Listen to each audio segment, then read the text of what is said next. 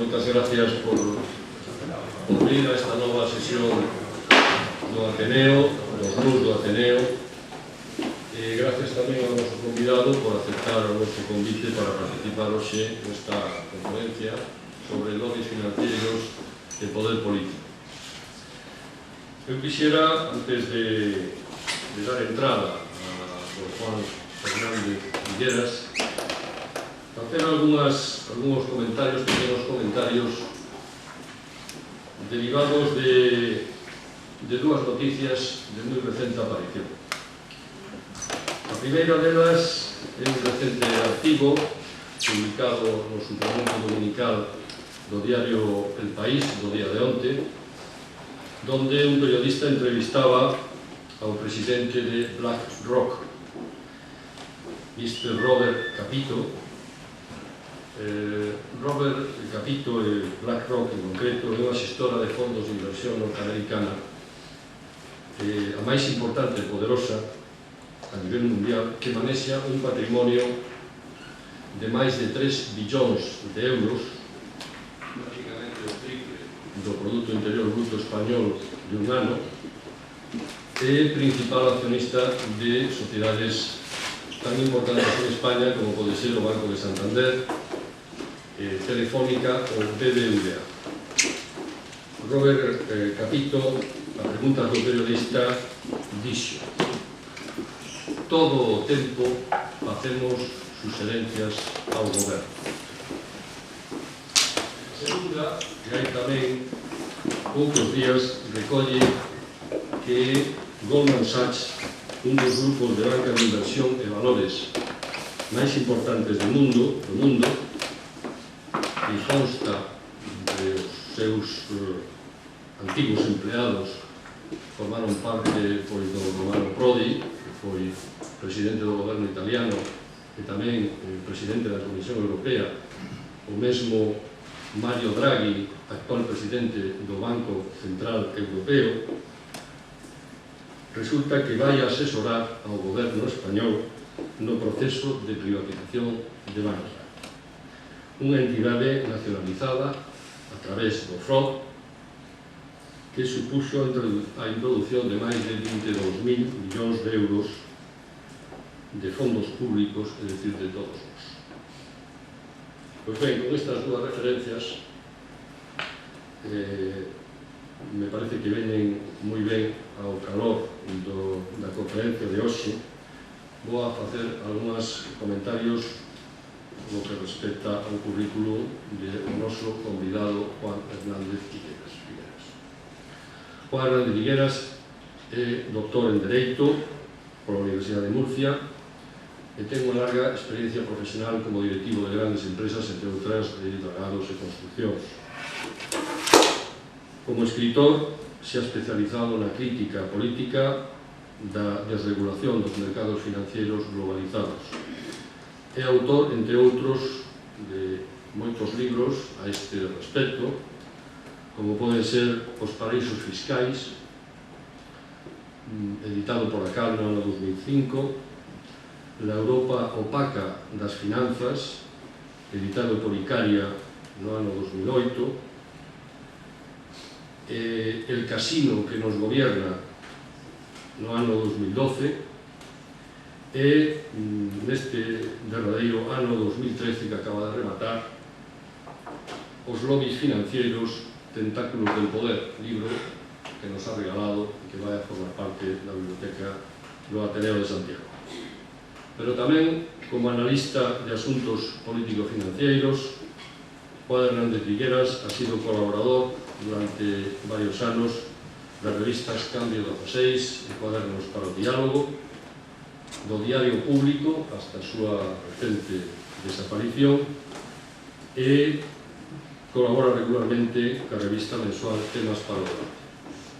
Pero o que a min quixera resaltar do seu currículum é o seu compromiso con o movimento internacional ATACA, xa que Juan Fernández Vigueras participou activamente na organización e desenrolo deste movimento internacional surgido en Francia no ano 1998 a raíz de unha proposta, digamos, revolucionaria de introducir unha taxa sobre as transaccións financieras internacionales, a chamada taxa Tobin. É membro activo do Consello Científico, por tanto, de ATAC España e da Red Mundial de Expertos de ONGs e de asociacións denominada Tax Justice Network, en cuya creación participou como miembro del Steering Committee, primero, e posteriormente do Comité Europeo. En derradeiro termo, tamén, na procura da difusión das súas ideas e de intercambio tamén de ideas con a cidadanía, mantén un blog dedicado ao análisis crítico da actualidade financiera europea e global, www.laeuropaopacadelasfinanzas.com, e en internet pode atoparse tamén o acceso a moitos dos libros e publicacións que ten editado e os que antes me referí. Por lo tanto, aparte de agradecerlle a súa disponibilidade para estar hoxe aquí, tamén queremos agradecer, como cidadáns que nos sentimos deste mundo globalizado e manexado, pois o seu compromiso e darlle a palabra para que nos ilustre con esa palabra. Moitas gracias.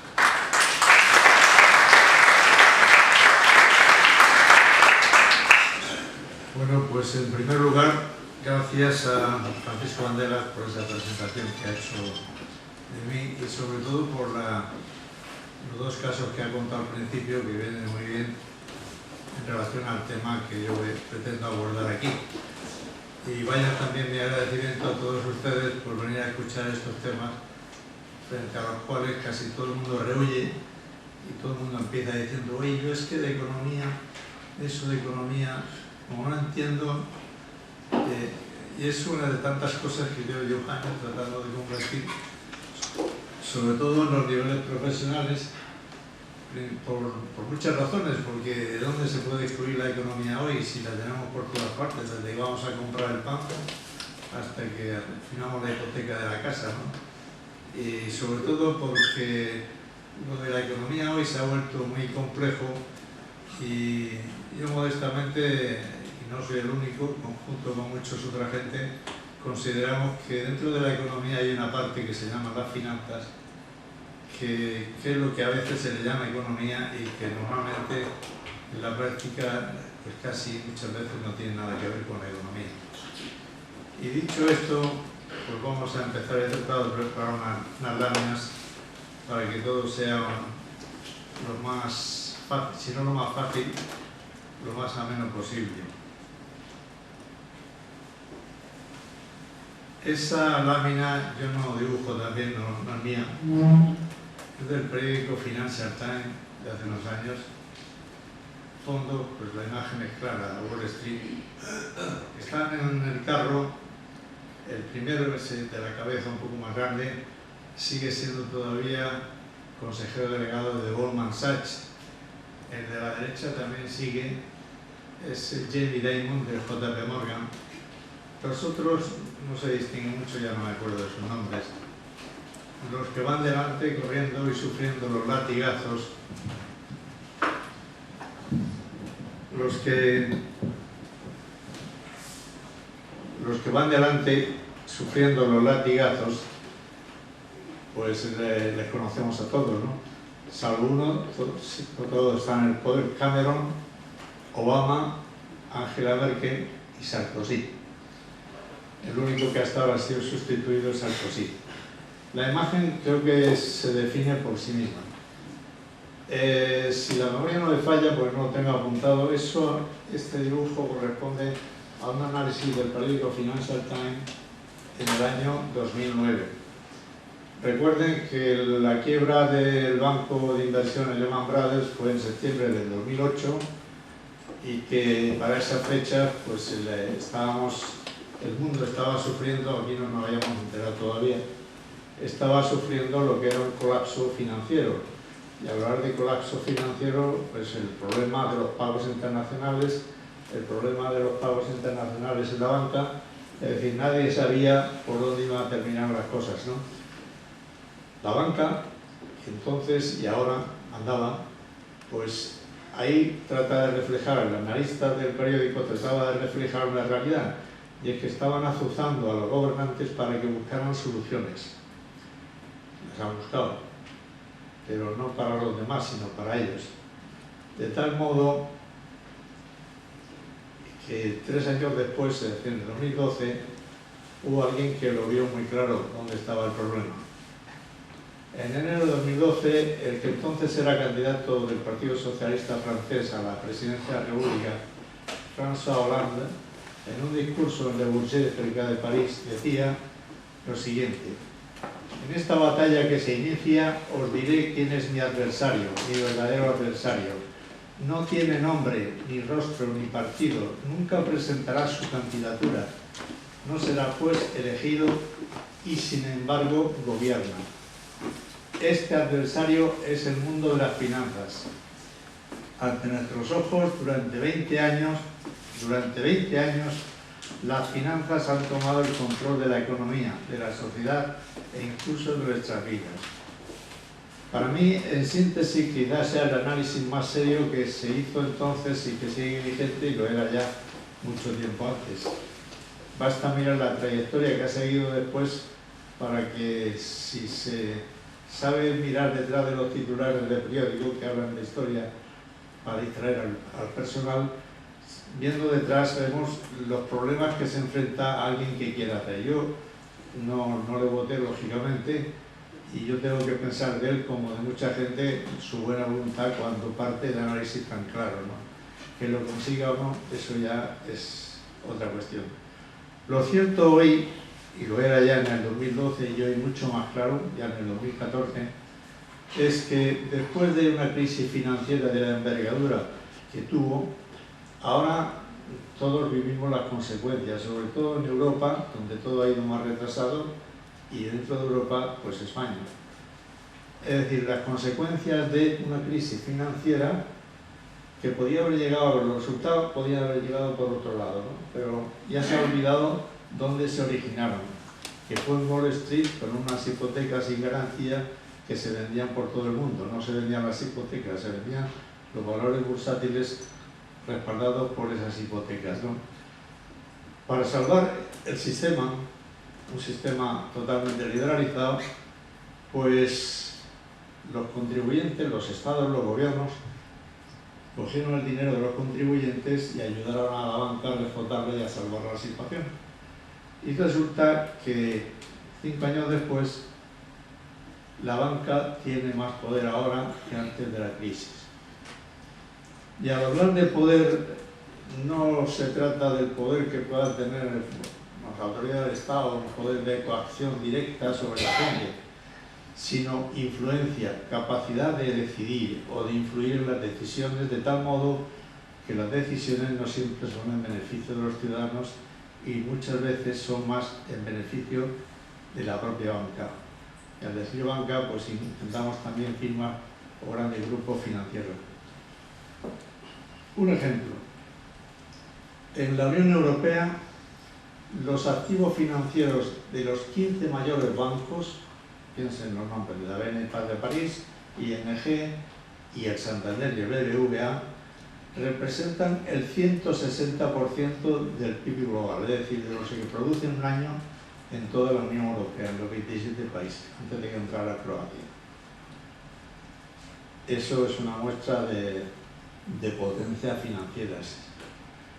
Otro ejemplo, el Banco Central Europeo, que como saben no puede prestar dinero a los estados, porque los estatutos se lo prohíben, pues prestó al principio para que salvaran la situación a la banca y ha seguido prestando. Pues el año pasado, antes me parece que fue 1 billón de euros lo que prestó la banca europea.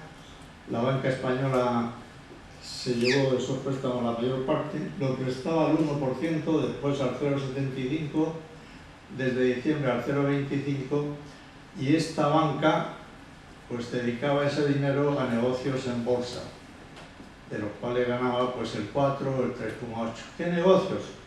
Pues comprar deuda de Grecia, deuda de España, deuda de Portugal, que en los mercados secundarios, es decir, una vez que se han emitido y circula con un producto que se compra y se vende, pues obtenía una rentabilidad del 4 o del 3,8 y en algunos casos más. Y desde luego ese dinero público que a través del Banco Central Europeo se difundía, tenía que haberse difundido por todas las economías del ámbito europeo, pues no se dedicaba al crédito, a la economía real. Al hablar de economía real como algo, si no contrario, distinto a las finanzas, hemos de entender aquella economía que crea riqueza y que da empleo. Porque comprando derivados, vendiendo y comprando acciones en bolsa, eso no crea riqueza, eso es especulación, aunque le llamen mercado financiero. Pues bien, otro ejemplo más. En España, antes de las reformas bancarias sucesivas que se han producido, las cajas de ahorro tenían el 50% del negocio bancario. El otro, me parece que había 45 o 46 cajas de ahorro en el 2008 y 12 bancos. Pues bien, los bancos tenían el 50% y las cajas de ahorros el otro 50%. Después, según las previsiones más y declaraciones de algunos directivos bancarios, altos directivos bancarios, se prevé que si no este año al que viene, pues 3 o 4 bancos tendrán el 70 u el 80% de todo el negocio bancario.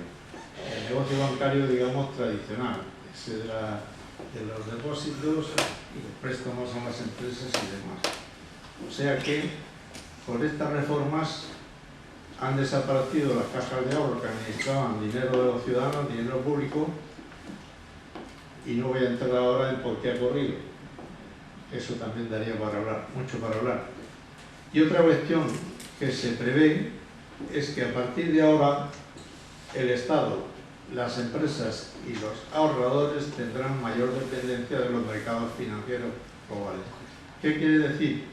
Pues el Estado, que este año va a terminar con el 94% de lo que se produce al año del PIB endeudado, aparte de pagar los intereses, antes o después tendrá que renovar y tiene que seguir pidiendo prestado, pues tendrá que seguir pidiendo prestado a los mercados financieros, al dinero, al precio que le vendan, lo que ahora les ha dado por llamar prima de riesgo, que es otro de los términos que no existe nada más que en España, pero eso luego lo comentaré. Las empresas ya no tienen cajas de ahorro, sobre todo las pequeñas empresas ya no tendrán cajas de ahorro que les presten, sino se recibirán, están recibiendo pues el mismo trato que pueden recibir las grandes empresas. Y aquellos que tengan un nivel de ingresos que les permita ahorrar, pues ya olvídense de las cuentas bancarias, desde luego las cartillas de ahorro desaparecieron hace tiempo y tendrán que comprar productos financieros. No serán participaciones preferentes porque no las venderán, no porque no las ofrezcan, pero les ofrecerán cosas parecidas, ¿no? Bueno, pues eso es una de las consecuencias de la crisis financiera. Más que de la crisis financiera, de las soluciones que se han dado a la crisis financiera. Frente a esta realidad, pues cabría preguntarse, algo que últimamente nos preguntaban mucho en España, ¿en qué programa electoral estaba previsto que eso ocurriera? Porque esa situación, ni la potencia de los bancos en la Unión Europea, ni que el Banco Central Europeo sirviera para negocios en bolsa que no producen riqueza ni crean empleo de los bancos, ni ese cambiazo que se ha dado en el sistema financiero español, pues eso nadie nos dijo que iba a ocurrir y cuando votamos nadie nos preguntó si queríamos si era eso o no. Es un hecho que ha ocurrido. Y entonces uno tendría que preguntarse cómo ha sido eso. Había unos políticos tan listos, tan inteligentes que tenían un plan guardado y han conseguido ese gran cambio casi revolucionario. Pues podría ser, yo personalmente no lo creo. Lo que pasa es que fueron tomando una serie de decisiones y al final han terminado algo que probablemente podemos pensar que no querían. Y ahí es donde entran los mecanismos que se han creado dentro del propio sistema financiero dentro de lo que se llaman las finanzas que nos han llevado o nos llevan a situaciones parecidas, ¿no? Porque a mayor potencial financiero, pues lógicamente hay un mayor poder político del que tiene más dinero y con todo lo que significa de influencia, etcétera, ¿no? Y ese ejercicio de ese poder político pues se logra a través de instrumentos. Y aquí es donde entra el tema que yo voy a tratar de alguna manera contarles hoy lo mejor que sepa. Es decir, los lobbies financieros, los lobbies en general, lo que se llama lobbies, que antes se llama grupos de presión, son instrumentos para la defensa del interés de la gran banca en el caso de los lobbies financieros. Y a mayor y la influencia que tienen, pues depende es directamente proporcional al poder que tengan. ¿Qué quiere decir esto? Pues que en primer lugar, en una sociedad avanzada, una sociedad democrática avanzada, pues todos los grupos intentan influir en quien gobierna, pasar a las elecciones y defender sus intereses particulares. Eso es un fenómeno que los sociólogos de la política pues tienen más que constatado y analizado. En sí no sería, los anglosajones lo admiten como un fenómeno normal, el mundo anglosajón se acepta, en el mundo latino menos, y entonces al aceptarlo pues se trata de regular. Y no cabe duda que desde esa perspectiva pues los sindicatos cumplen un papel de lobby, las ONGs pueden cumplir un papel de lobby, y los distintos grupos de intereses y la banca indudablemente lo cumple también. Cuando se habla de lobby hay un matiz, y es que ya se trata de hacer un trabajo profesional retribuido. Es decir, como todas las cuestiones, no ya solo las económicas, pero las cuestiones políticas, todo se ha vuelto muy complejo, pues al final se desarrolla una serie de agencias, de despachos de abogados, etcétera, que se especializan en defender esos intereses, digamos, sin que se note mucho. Y eso vendría a ser, resumiendo al máximo, lo que se suele entender por lobbies.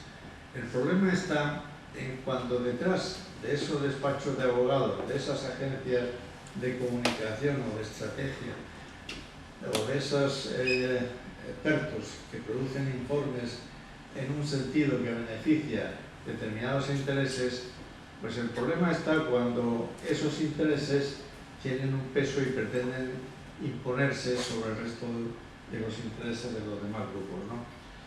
Y ahí es donde empieza, como si dijéramos, el problema político que en una sociedad actual representan los lobbies, y sobre todo los lobbies financieros, los lobbies de la banca, y aquellos organismos, organizaciones que defienden los intereses de la banca.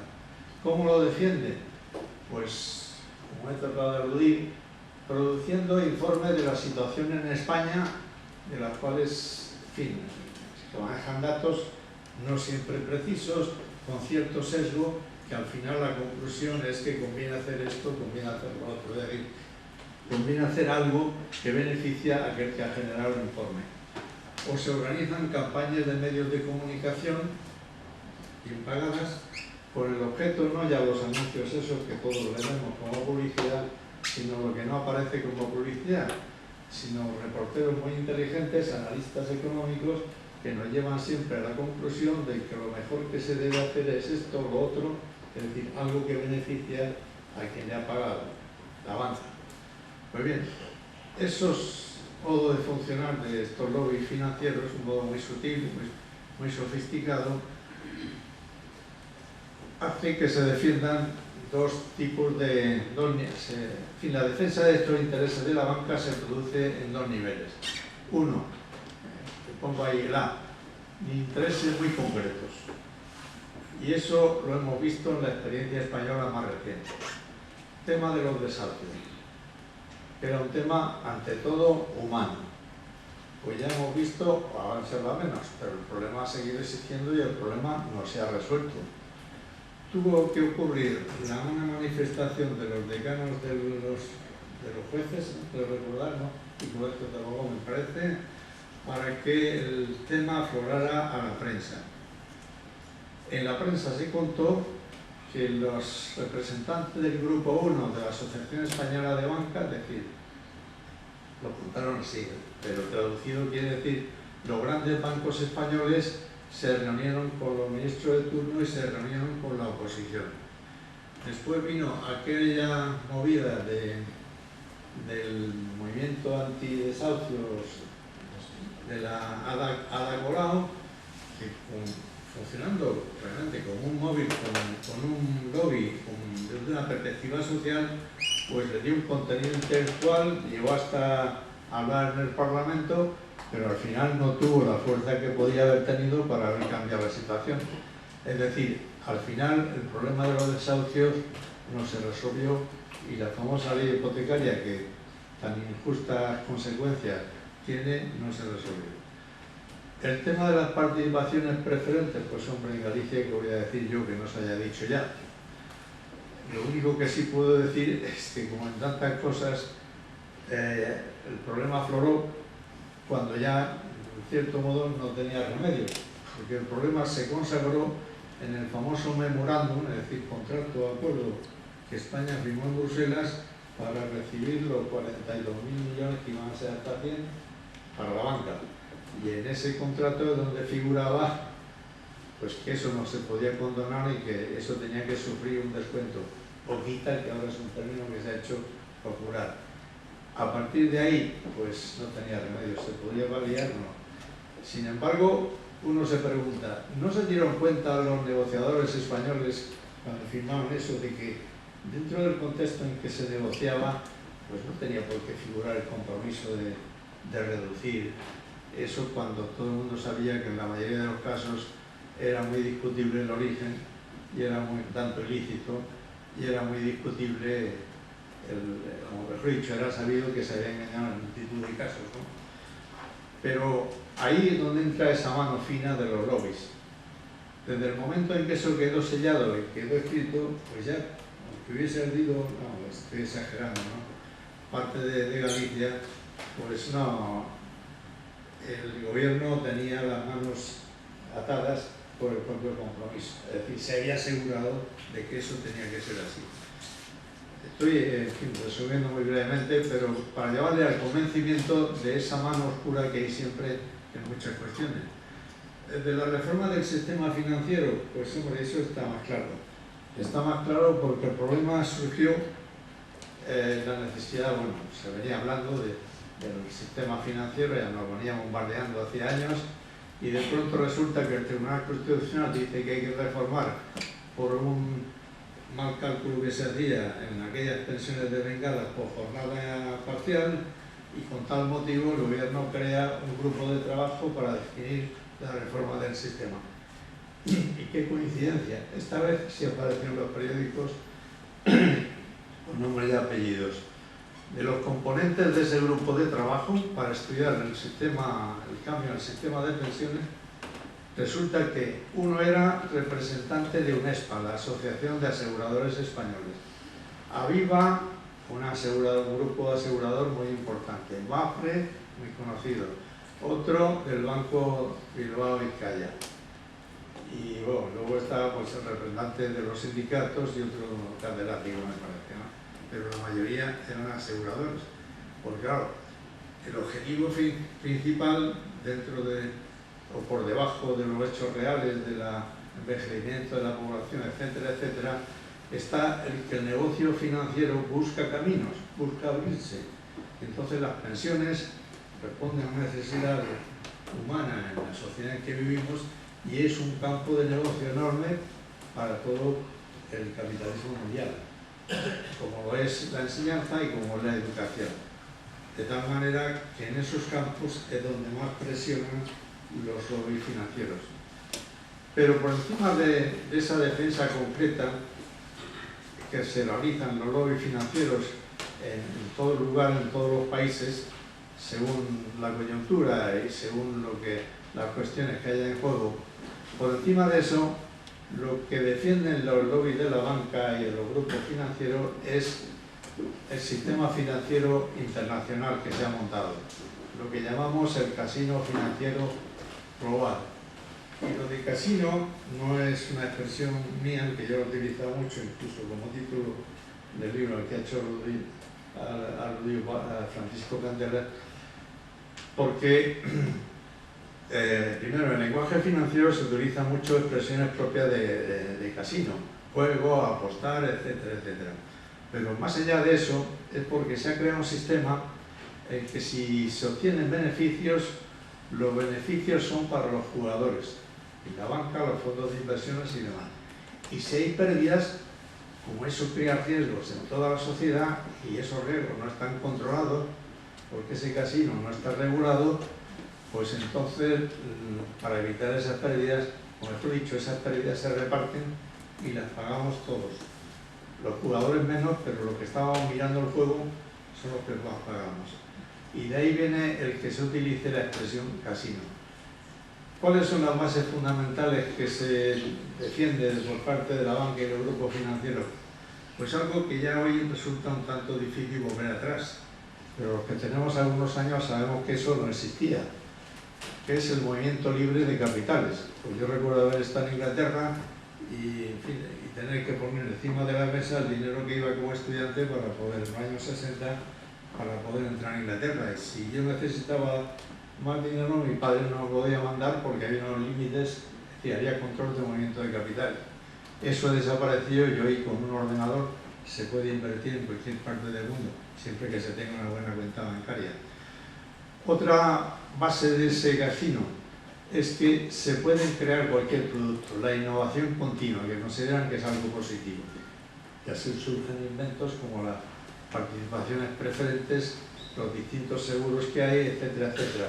Pero lo curioso es que mientras que en Europa, por ejemplo, mientras que para poner un retrovisor en un coche tiene que ajustarse a las normas establecidas por Bruselas de modo reglamentario, pues se puede inventar cualquier producto financiero y eso no tiene control ninguno, no hay regulación ninguna, hay libertad absoluta. Y el problema de esa libertad absoluta, de esa desregulación, de esa falta de regulación, de supervisión y de control, pues hace que este mercado de productos financieros, el mercado de dinero a nivel mundial, pues en una gran medida es opaco. Es decir, no hay control, no hay información y por tanto, cuando ocurre cualquier cuestión, pues ya vemos la facilidad con que cada economista da una explicación de lo que ha ocurrido. La realidad es que no hay información y eso no lo digo yo, sino que esto se dijo con motivo de la crisis en un volumen de 600 páginas de un informe hecho en el Congreso norteamericano, con una frase muy expresiva: vino la crisis y los centinelas no estaban en su puesto porque consideraban que no hacía falta estar informado de lo que estaba ocurriendo. Pues bien, lo grave de todo esto, como he dicho al principio al hablar del casino, es que es un sistema que distribuye los riesgos, de tal modo que las pérdidas que tenían que corresponder al que ha jugado en ese casino, pues se distribuyen. Y esa diseminación de los riesgos es el problema que había en este sistema financiero antes de la crisis, antes del 2007 o 2008, y es el problema que sigue existiendo hoy. En estos momentos, por ejemplo, temas que no se hablan en España porque consideramos que no nos afectan, sí afectan. En Inglaterra, en Estados Unidos y en otros centros, bueno, en Hong Kong y en varios sitios, se está investigando una manipulación de los tipos de cambio que afecta a 12 bancos. Esa investigación lleva desde diciembre. Aquí la prensa más especializada tampoco lo cuenta porque bueno, se parte de la idea de que eso está ocurriendo en el mundo anglosajón y no nos afecta. Pues eso nos afecta, como nos ha afectado a determinadas entidades en España las manipulaciones que se ha descubierto en el tipo de interés bancario de Londres, el llamado LIBOR, que sirve de referencia pues, para contratos internacionales de diversos tipos. Aquí, en este sentido, me van a permitir que insista varias veces en ello, porque yo estoy un tanto obsesionado de que hablamos mucho de las consecuencias, pero no sé por qué los medios de comunicación en España, que lamentablemente la mayoría pertenece a la gran banca, pues no hablan de estas cosas que sería bueno difundirlas, no solo en conferencias, ¿no? Pues bien, Este es el campo en que se mueven los llamados lobbies financieros. Pero cuando hablo de estos lobbies financieros, esto se concreta en organizaciones con poder y con bastante imagen social. Voy a empezar por, bueno, me dejaba... Nouriel Roubini es un economista muy conocido, especialista en temas de finanzas de la Universidad de Nueva York. Se hizo famoso porque fue los primeros que anunciaron la crisis que se venía encima. Pues bien, dice que los lobbies bancarios nunca han sido tan poderosos como hoy y están en condiciones de cortar de raíz cualquier tentativa de reforma. Este es un hombre que tiene también una consultora especializada, viaja por todo el mundo, es decir, es un hombre de renombre internacional, vamos. Quiero decir que es una autoridad para hacer esa afirmación tan tajante que hace. Pues bien, siguiendo con el tema de quiénes son y dónde están los lobbies financieros, en Washington las firmas financieras, los grupos financieros y los grandes bancos de Wall Street forman parte de un lobby financiero que es el que más dinero gasta entre los 10 grupos que más gastan. Piense que las eléctricas, las petroleras y todo tienen su grupo para defender sus intereses en el Congreso y ante la Casa Blanca y en todos lugares. Porque en Estados Unidos es una actividad legal y además está muy regulada, lo cual da origen pues, a una actividad profesional para la cual no accede todo el mundo, porque generalmente los que terminan dedicándose a esta actividad, montar agencias, montar despachos y demás, pues es gente que ha trabajado con senadores, que ha trabajado con consultores o que viene de organizaciones internacionales y se establece como profesional, pero una profesión muy reconocida. Y otros incluso aciertan a convertirlo en negocios. Hay auténticas leyendas que yo no voy a contar, pero son las que he contado en parte en el libro para explicar la gran relevancia que tiene en Estados Unidos. Hasta el punto de que si en algún periódico hablan de la calle K en Washington es donde están domiciliadas todos los grandes lobbies de Estados Unidos, las grandes agencias, despachos de abogados, etcétera, dedicados a presionar o a persuadir a congresistas y a las agencias gubernamentales. En Estados Unidos, aparte de los ministerios, pues hay agencias definidas, como se trata de organizar en varios países para supervisar la bolsa o para supervisar, bueno, la banca también. Y existe un registro público obligatorio para todo el que se dedica, sea particular o sea una agencia o una empresa, un registro obligatorio de que se va a dedicar a esa actividad e incluso ese registro, que es público, permite conocer el dinero que se ha dedicado a conseguir el objetivo que él defina, ¿no? Y también en ese registro las veces que se ha reunido con los congresistas que abordan ese tema o con el representante de la agencia. Esto es lo que ha permitido que en Estados Unidos haya un gran conocimiento del funcionamiento, porque la realidad es que los lobbies forman parte del sistema político norteamericano. Y con esta regulación se ha conseguido que haya mayor conciencia de cómo pesan y por tanto hay mayor nivel de crítica frente a este sistema del que pueda haber en España o en Europa, ¿no? Que es la ventaja de que estas cosas, bueno, porque al ser registro público no es que todo el mundo, vamos, todo el mundo puede acudir, pero claro, conseguir esa información lleva tiempo.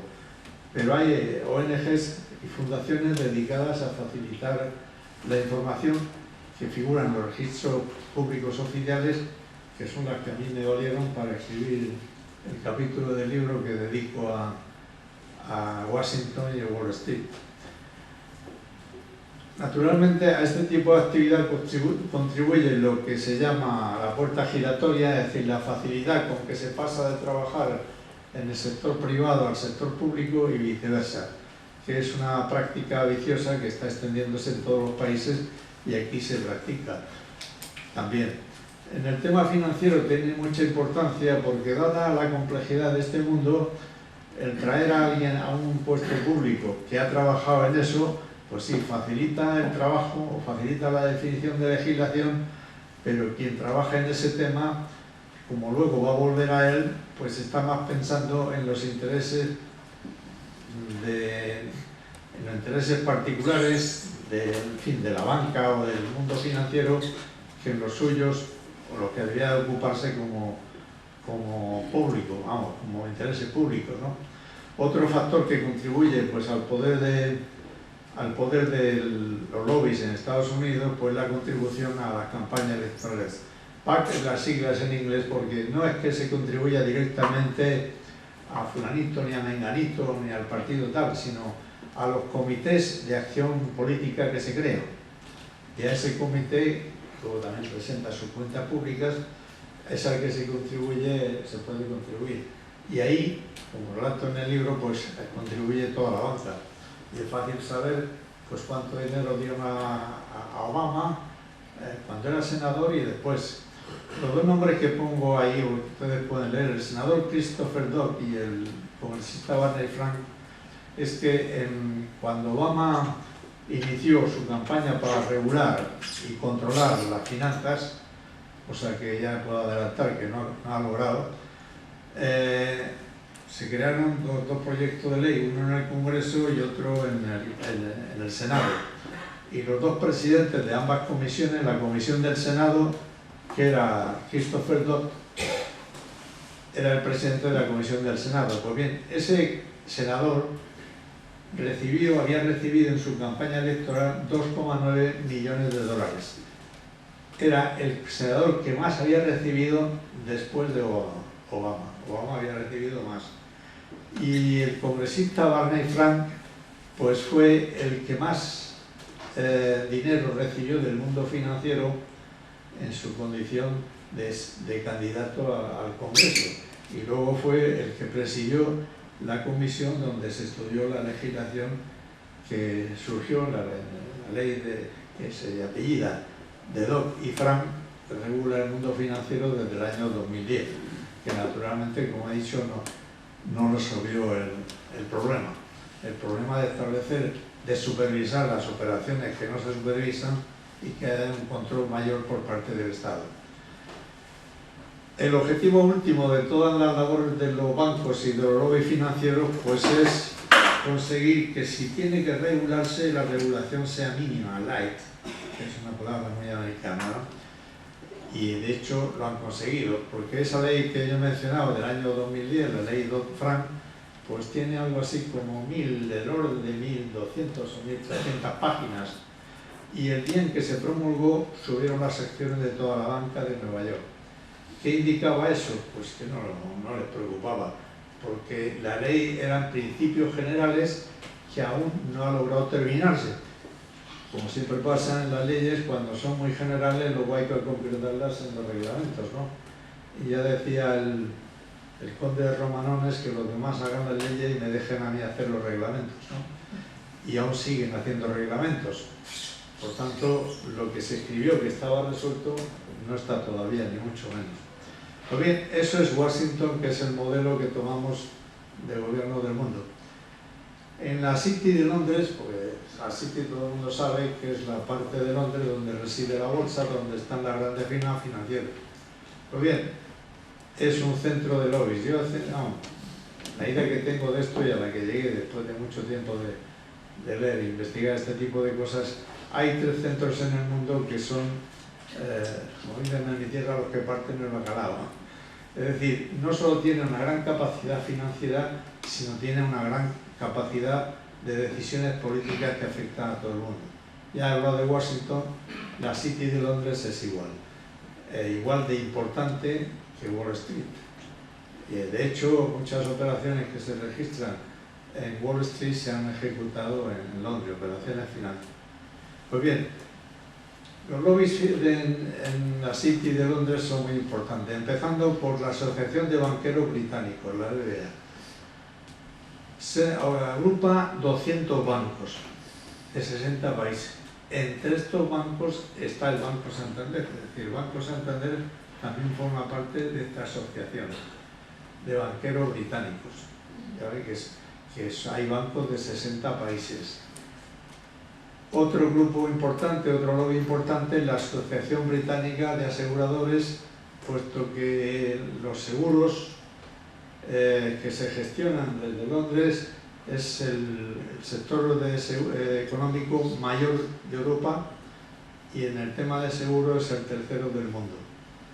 Con lo cual, a la hora de regular cualquier cosa, desde pensiones hasta los seguros de automóviles, pues a estos no se les escapa ni un detalle. Tiene gente que controla y que sigue esos temas al detalle.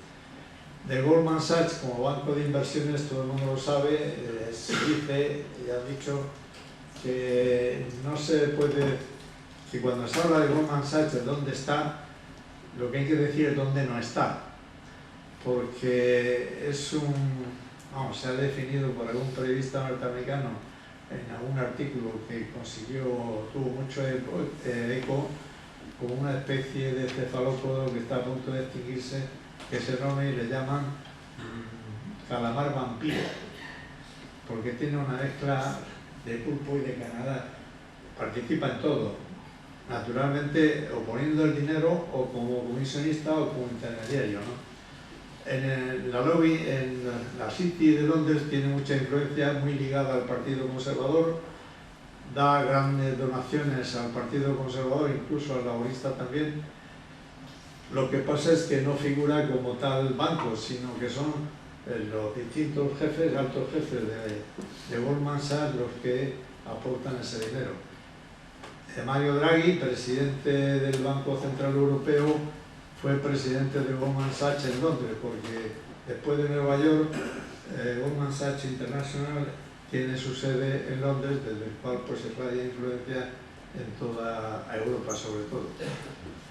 Y ahora, el lobby más importante de la City es la corporación de la City de Londres. La City es el lugar, la famosa milla cuadrada, en fin, que todo el mundo, turista o no, pues ha pasado por allí. Pero lo que no se sabe, incluso muchos ingleses no saben, es que la City de Londres, tiene un organismo autónomo que se gobierna, que es la corporación, de London Corporation, o de City Corporation, que es un organismo político autónomo, con su consejo comunal, no depende del Ayuntamiento de Londres, y en ese consejo votan los residentes, que no son las medio millón de personas que trabajan allí, sino como allí el precio del metro cuadrado es tan elevado, residen solo 7.000 personas, y me parece que son las 8.000 empresas que hay. Con lo cual, esos residentes y las empresas votan ese consejo regional. Eligen todos los años un Lord Mayor, que no es el Mayor de Londres, es decir, no es el alcalde de Londres, sino es un jefe político propio, que representa a la reina. Dentro de esa parafernalia británica, estos son instituciones de mucho poder, puesto que la mayor misión que realiza este hombre durante ese año es, con un equipo de gente, viajar por todo el mundo, contactar a grandes organismos y entidades políticas y difundir sus intereses en el sentido básico, es decir, lo que ellos llaman entornos fiscales favorables a los negocios, es decir, que no cobren impuestos a los inversores extranjeros, que privaticen, etcétera, etcétera. Es una labor que desde Tag Justin Work encargamos un estudio a gente que trabajaba en estas cosas y está en internet a disposición. Yo en el libro recogí algunas cosas fundamentales. Pues bien, la City como tal, o la corporación de la City, este organismo, es uno de los mayores lobbies del mundo, el más importante en Bruselas. De hecho, tiene sus oficinas frente a la Comisión Europea, para no estar lejos. Y desde luego tiene una influencia tremenda. Naturalmente no se presenta como tal, sino se presentan como expertos y representantes pues, de los intereses de la City. El otro centro, que es el que más nos afecta, es Bruselas. La lobicracia de Bruselas, la expresión no es mía, la copié de alguna de las organizaciones ONG que siguen estos temas muy a fondo y de modo muy solvente, muy documentado, porque Bruselas está gobernado por los lobbies. Esto, yo soy europeísta desde antes de ser, desde antes que entráramos en Europa, porque fui de los españoles que había que salir con visado de salida de España y de entrada en Europa, en Francia, en Inglaterra. Es decir, he considerado siempre que la Unión Europea es la salvación nuestra y de muchos países hoy. Pero el hecho es que, dada la organización que tiene, pues da un gran margen a la actuación de los lobbies y sobre todo de los lobbies financieros. Primero, la regulación de las finanzas en Europa la han organizado los bancos. Esto parece una afirmación así muy atrevida, muy osada, pero si yo la hago es porque la tengo documentada en libros, y cuando digo documentada hay estudios y hay documentos que acreditan que eso ha sido así. Porque cada vez que se ha pretendido organizar cómo hacíamos esto o lo otro, pues ha sido un grupo de expertos, y los expertos, ¿quién lo ponía? Pues en temas financieros, los grupos financieros o la banca. Hasta el punto que las regulaciones de las directivas pues son la banca la que realmente lo diseña, porque, como ustedes saben, las directivas europeas tienen que convertirse en leyes, y para convertirse en leyes tienen que ser ratificadas en los parlamentos, pero no se sabe de ningún parlamento europeo que un proyecto de directiva lo haya rectificado, lo haya modificado. Se ha aprobado en Bruselas, ¿quién va a decir que no?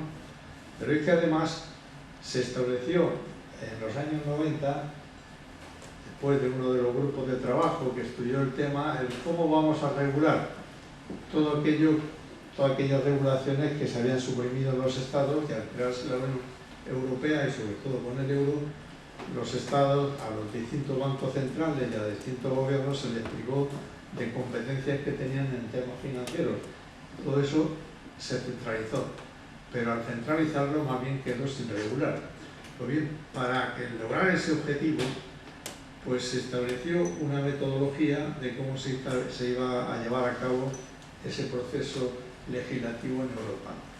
Y se le encargó a un economista belga de origen húngaro, Anfalusi, que había trabajado, había sido director del Banco de Pagos Internacionales de Basilea y en la gran banca, y el diseño que estableció, el método, se llama método de Anfalusi, fue aceptado por todo el mundo, empezando por la banca y los gobiernos. Unos se enteraron y otros no quisieron enterarse, en que establecía una regla muy sencilla para hacer una directiva que regule el tema financiero. En el pleno del Consejo Europeo y el Parlamento se aprueban los principios generales. Eso era perfectamente democrático. Los consejos europeos acceden ministros o jefes de Estado o de gobierno de países democráticos, y el Parlamento pues es elegido, ¿no? Pero ahí se acababa la democracia. A partir de ahí se consideraba que el segundo nivel, para hacer ya el proyecto, pues tenían que intervenir representantes de los gobiernos y representantes y expertos, y que eran grupos de expertos. Y esos grupos de expertos hacían el proyecto, y ese proyecto era lo que se aprobaba, y naturalmente tenía que ser aprobado en los parlamentos. Pero claro, los parlamentos quedaban al margen, y quedan al margen en toda la directiva, porque les llega ya la ley redactada y aprobada ya por sus gobiernos, con lo cual no queda margen para ratificar. Hay otro problema que ayuda, el problema en la organización europea, que ayuda a que los lobbies financieros tengan un gran peso en Europa. Y que, en primer lugar, Europa no ha avanzado. En Europa cualquier decisión tiene que ser negociada entre los gobiernos. Hay unas negociaciones intergubernamentales inacabables siempre. De hecho, pues ahora está a punto de aprobarse cosas que se acordaron hace 2 años, la famosa Unión Bancaria de que se habla, pues se aprobó en el verano del 2012. Ya llevamos más de año y medio. Pues aún no está, y está previsto que para el año 10 se haya terminado lo fundamental, que es la supervisión de los bancos, ¿no? Pues hay tan largo proceso de legislativo que eso deja mucho margen a que en ese largo proceso intervenga pues aquellos que están al tanto, siguen el tema y saben dónde y el momento de meter el párrafo o el punto que les interese. Y luego, pues la puerta giratoria, que empieza por los propios comisarios europeos. ¿Cuál es la salida profesional de un político, llamado español o francés, que después de haber hecho su carrera política en su país accede a comisario? El siguiente paso, ¿cuál suele ser?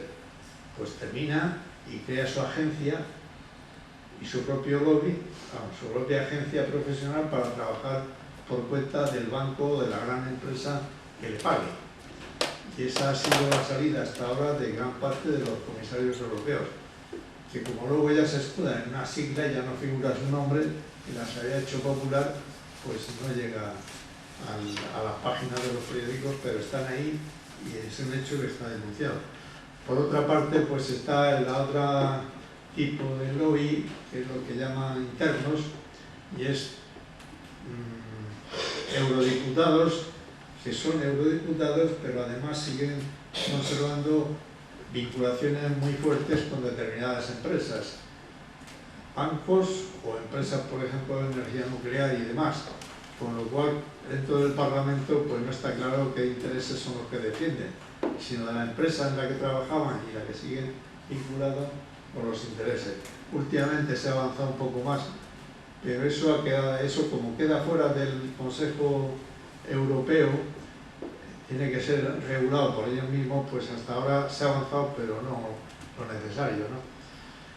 La clave de todo está en que, como tantas veces he repetido, el mundo financiero tiene una libertad que no tiene ningún otro sector económico para organizarse, para crear productos, para inventarse operaciones, etcétera. Pues cuando se trata de regular estos temas hay que llamar a expertos, como ya he aludido, porque es la clave de todo. Y en la Comisión Europea son muy dados a llamar a expertos y a crear grupos de expertos. Teóricamente dicen que son grupos que representan a la sociedad civil y también suelen llamar a veces pues, a ONGs, a movimientos sociales. Pero los que realmente influyen en las decisiones, sobre todo en temas bancarios, en temas financieros, son los grupos que representan a los intereses de ese sector. Hasta tal punto que se dice que es que son cooperadores necesarios, porque lógicamente, aunque hay, y sobre todo los británicos dicen que sobran funcionarios en Bruselas, yo no sé si sobran o no, pero en relación a las tareas que realizan, quizás ese no sea el problema. El problema es que no pueden tener expertos en todos los sectores que regulan.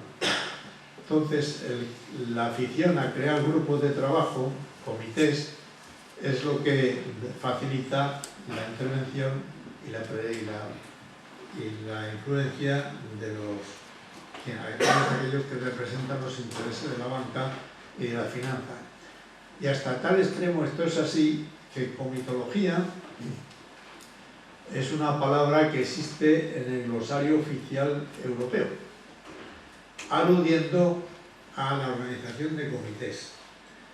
Y tengo que contar aquí, no me resisto, una anécdota de hace varios años, porque en este local yo presenté un libro en el año 2008 que se llama La Europa opaca de las finanzas, que ahora, como ya se acabó el plazo, está en PDF en internet. Pues bien, lo presenté aquí y recuerdo que en aquella época que yo andaba estudiando el tema europeo para escribir el libro, que era La Europa opaca de las finanzas y sus paraísos fiscales, desde Suiza, todo lo que existe, pues yo tropecé con el término comitología. Y justo en la semana aquella que yo estaba con ese tema, pues había venido a Galicia, que entonces yo no vivía aquí, y oyendo la radio, pues un periodista joven le planteaba a un consejero de la Asunta el tema de la representación de Galicia en la Unión Europea. Y como siempre, que si en Cataluña lo habían conseguido y aquí había que conseguirlo y tal. Y el comisario, el consejero le dijo, bueno, en gallego, yo no me atrevo a hablar gallego, aunque lo entiendo, Me dijo, no, con la comitología está resuelto el tema, porque en todos los comités hay representantes de Galicia. Y me hizo gracia y siguió hablando de la comitología, sin explicar lo que era. Y me imagino que ni el periodista se enteró, ni la gran parte de la audiencia, porque yo me había perdido ese término aquella semana, y cada vez que hablan de comitología se refiere a los grupos de trabajo que se crean en la Unión Europea. Pero en fin, eso son cosas de la información sobre Europa. Según los cálculos, la cifra normal que se suele citar son 15.000 lobistas en Europa, de todos los sectores, ¿no? La realidad es que oscila entre los 25 y los 30.000. Yo tomo los 30.000 porque quien lo dice es un director de una ONG que ha hecho muchos trabajos de investigación en estos temas y me quedo con esa cifra, porque engloba no solo los externos, sino a los internos, los que están dentro del Parlamento Europeo. La realidad es que especialistas realmente en temas financieros se ha llegado a identificar unos 700. Gente que se sabe las cuestiones de banca y financiera como para participar directamente en la redacción de directivas y demás. Existe un registro, pero resulta que los comisarios, empezando por el presidente, consideran que no puede ser obligatorio porque eso obligaría a modificar los tratados europeos, algo que es difícil de creer y mucho menos de demostrar, pero sí, y por tanto el registro de los lobistas es voluntario, de manera que están los que están y no están los que no están. Creo que he registrado la última vez que oí hablar del tema hay unos 4.500, pero de hecho hay muchísimos más. Naturalmente, Goldman Sachs es un asesor preferido de la Comisión Europea, hasta el extremo, como también cuento en el libro, pues que en algunos comités suele estar en ambos lados, del lado de la Comisión y del lado de los expertos, depende de qué se trate. Y luego, naturalmente, en las declaraciones públicas dicen una cosa cuando sus expertos están presionando por conseguir la contraria. Pero, en fin, eso son formas de funcionar. Pues bien, esto es el panorama así visto por encima de lo que representan hoy los lobbies financieros. Tengo que mencionar, aunque de tiempo me parlamo bien, ¿no? Tengo que mencionar los que abarcan el mundo, por decirlo rápidamente. El Instituto de Finanzas Internacionales, IIF, las siglas en inglés, es una asociación de 470 bancos y grupos financieros internacionales. En el Consejo de Administración participa el BBVA. Muy bien, este instituto, calificado como lobby por la prensa especializada internacional, pero lobby no en sentido peyorativo, sino de grupo que presiona para lograr soluciones cuando hay problemas de envergadura. Por ejemplo, ha intervenido en dos problemas, que yo sepa, en dos situaciones muy importantes. Una, Grecia, y el Banco Malo en España. En Grecia tuvo una intervención decisiva, reflejada en la información de los periódicos, cuando llegó el tema de discutir la famosa quita, la reducción de los acreedores, ¿no? Sarkozy y Angela Merkel en Deauville, en la costa normanda, habían acordado paseándose que en adelante el rescate de los bancos y de los países, el rescate de los países tenía que llevar consigo que los acreedores de esos países pues también perdieran algún dinero, y empezaron las negociaciones, pero claro, eso ningún gobierno podía imponerlo. Entonces el Instituto de Finanzas Internacionales gestionó para ayudar a esa solución, pero naturalmente con que la quita, en vez de ser del 50% que se hablaba, fuese del 21%. Esa fue una contribución junto con otra asociación internacional que ahora después no voy a mencionar. La intervención en la Sareb es la sociedad que gestiona los activos invendibles que tenían los bancos, urbanizaciones, solares, etc., que se llama Banco Malo. Pues bien, en España tuvieron una intervención muy clara. El Joseph Ackerman, por entonces presidente del de la Asociación de Banqueros Alemanes, consejero delegado del Deutsche Bank y presidente de esta asociación. Estuvo en España y en España se planteó como una visita de alguien importante que nos va a echar una mano porque visitó al rey, estuvo con el presidente del gobierno de la Moncloa, fue noticia aceptada. Lo que no se dijo nunca, siempre se le presentaba como consejero del Banco Central y de los banqueros alemanes, y claro, como España debía a los bancos alemanes, pues se veía así con ojos favorables.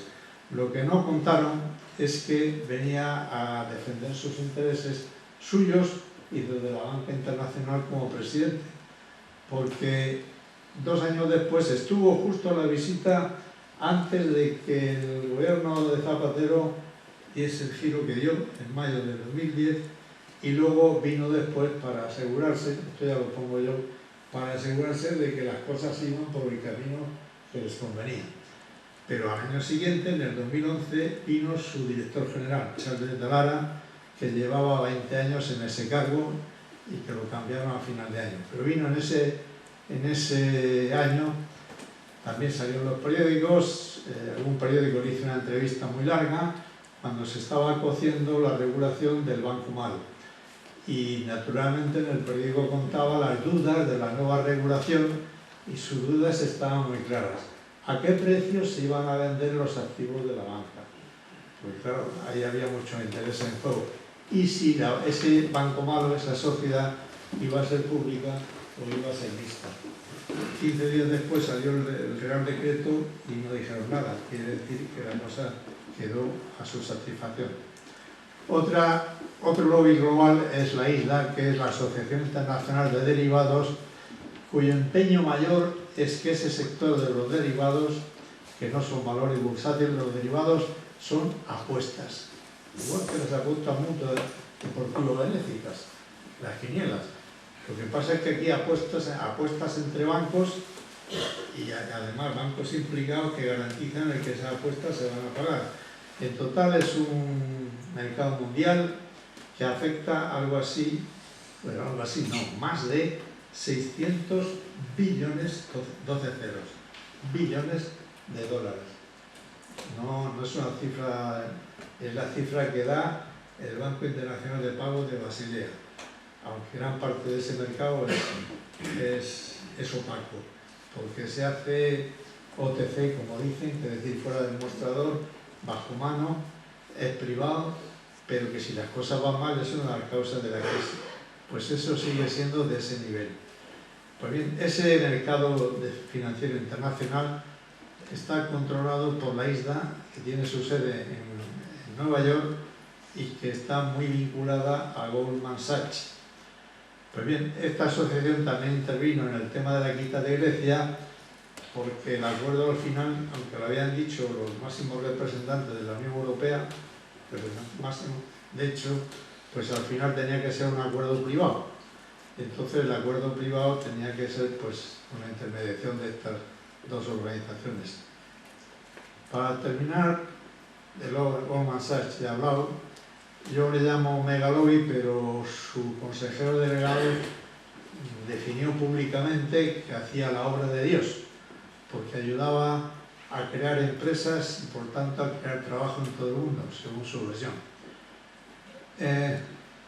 Y la otra asociación global, la Asociación de Mercados Financieros, que lo más importante es que encabeza pues, una coalición de 11 organizaciones donde están toda la gran banca, incluidos los españoles, y cuyo objetivo pues, es que simplificar la regulación financiera en todos los países. Cuando se habla de simplificar, es decir, homogeneizar, no se va a homogeneizar por arriba, sino por abajo. De tal manera que haya la mínima regulación y se facilite el trabajo, porque el Citibank ha protestado directivos varias veces, en varias ocasiones han protestado de que para hacer algunas operaciones financieras en varios países pues tienen que cumplir 40 legislaciones y ellos quisieran cumplir solo una. Entonces el objetivo de esta coalición, que es una verdadera internacional del dinero, es simplificar todo eso. Y esta es la visión global, que para terminar de resumirla, pues son los rasgos que caracterizan los lobbies financieros. Primero, la enorme capacidad de gasto o inversión, para ellos es una inversión, en actividades de lobbies, de bancos y firmas, la interconectividad, es decir, todos están conectados. Cuando vino Ackerman a Madrid, lo que no venía a decir que hablaba en nombre de la banca española, pero si en su consejo de administración estaba el BBVA, Francisco González seguro que estaba al corriente de lo que iba a plantear. Pero claro, si hubiese sido el banco privado y Vizcaya el que va a la Moncloa, pues habría sido más llamativo, ¿no? Como ya he dicho, pues es fuente, ofrecen expertos financieros a los gobiernos para que hagan su legislación. La puerta giratoria es otra de sus bases y desde luego la contribución a las campañas electorales o como en España a los partidos políticos. Las campañas electorales del Parlamento Europeo, pues ahí sabemos que no hay margen para actuación de los lobbies, pero en las elecciones de cada país sí la hay. En España ya sabemos que el mecanismo es la condonación, el perdón de los créditos que se han concedido a los partidos, ¿no? Y el punto que es en la crítica que últimamente se hace a todo esto en el ámbito norteamericano, y hablo de personas de mucha relevancia intelectual, es cómo ha conseguido Wall Street culturalmente captar no solo a Estados Unidos, a la élite que gobierna Estados Unidos, sino al resto del mundo. Es decir, cómo se acepta, pues primero, que los mercados financieros tengan que ser libres como los demás mercados, no, todos tienen algún tipo de regulación pública. ¿Cómo se acepta? Pues eso, que los productos financieros se puedan inventar, se puedan vender por todo el mundo. Pues todo eso se consigue indirectamente o se ha logrado indirectamente, que es lo que sirve de apoyo al funcionamiento del mundo financiero. Y como creo que el tiempo se ha agotado, pues con esto creo que podemos poner punto final, pero para que dejar la cosa con alguna sonrisa, aunque el tema no es para risa, pues esto de una ONG europea que sigue estos temas, que pinta cómo funcionan los lobistas en el Parlamento Europeo, los lobistas financieros y no financieros. La señora, los votantes europeos llegan y le encuentran en la cama pues a los lobbies de las grandes corporaciones acostado con el parlamentario y vean las botellas, el dinero que hay alrededor y demás. Una manera gráfica de reflejar una realidad. Y claro, al que lo han pillado en la cama dice, ya te lo explicaré. Gracias.